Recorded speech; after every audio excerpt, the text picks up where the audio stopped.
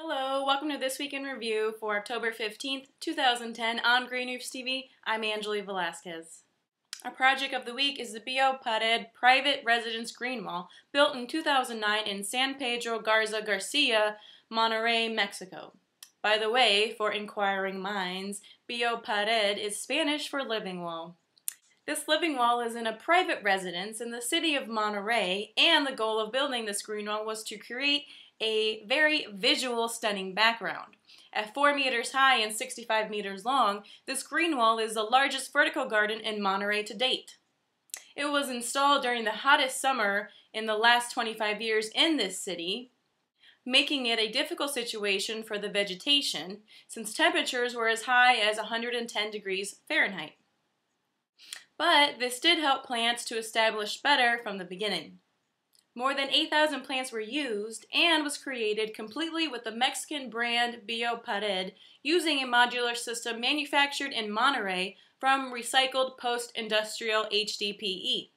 An important statement was made by this project about sustainability as all materials, plants, and labor are local.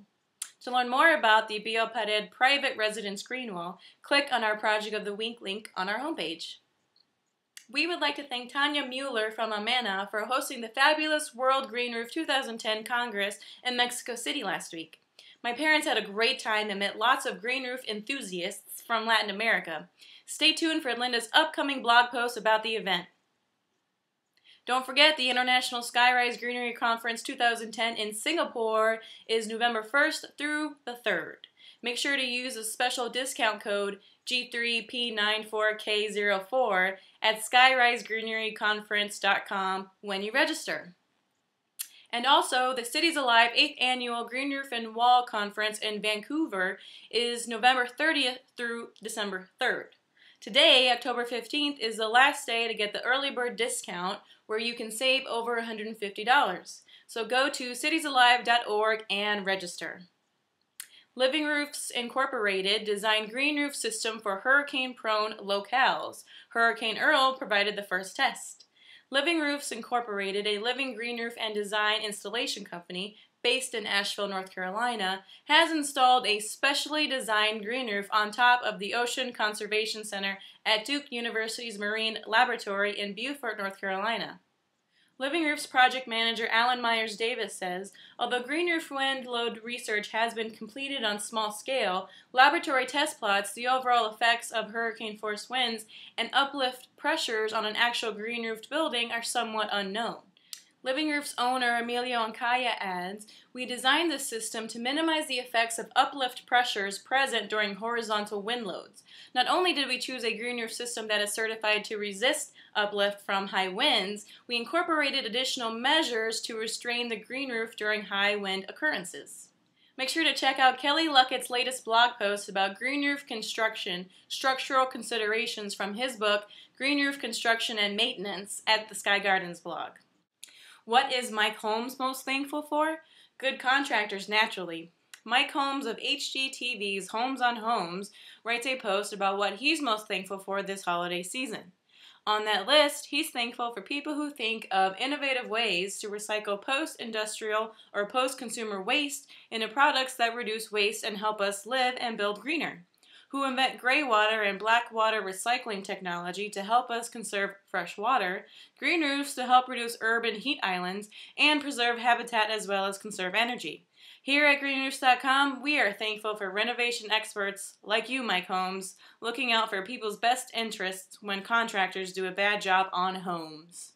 Lisa Stiffler of Sightline Daily reports on Ecology Stormwater Strategy. The Washington Department of Ecology has released a draft plan to set better requirements for low-impact developments for controlling polluted stormwater runoff, which, Stiffler says, is considered the top environmental threat to the Puget Sound and many other Northwest lakes, rivers, and streams. She is not impressed with the summary of what's proposed, and the responses from the enviro community, stormwater experts, and engineers are disappointed in the plan as well. The goal of the low-impact development is to keep the rain where it falls rather than funneling it into seas, lakes, and rivers. Stiffler reviews in more detail different strategies the Department of Ecology proposes to require with size matters and so does location, ecology goes pro-choice, and more.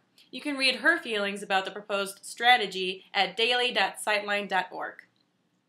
Green Building Press says that London is rising to the Green Roof Challenge. London not only hosted a World Green Congress this year, but also Mayor Boris Johnson has drafted a climate change adaptation strategy. This strategy proposes that all major new developments within London's Central Activity Zone policy area are required to have a green roof or a cool roof if not technically possible. The London Borough of Camden is playing an important part in reaching this goal. They have their own biodiversity action plan with the objective of increasing their number of green roofs by 20 by 2012. These roofs are being used to fight climate change by reducing heat loss at roof level, which will improve residents' gas bills. This will also increase biodiversity and sound insulation. Green Building Press says that a good source of inspiration on the use of green space in an urban environment is the design submitted to the first ever Integrated Habitats Design Competition, run by the charity Reset in association with Syria and LivingRoofs.org.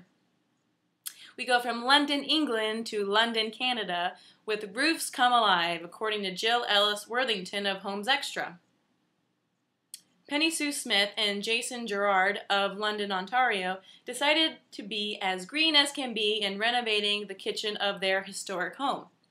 The University of Western Ontario, Gerard's employer, built a new office building for the Faculty of Engineering with a live roof, and Gerard asked if he could have the leftover materials, then put a green roof on a section of his century-old house.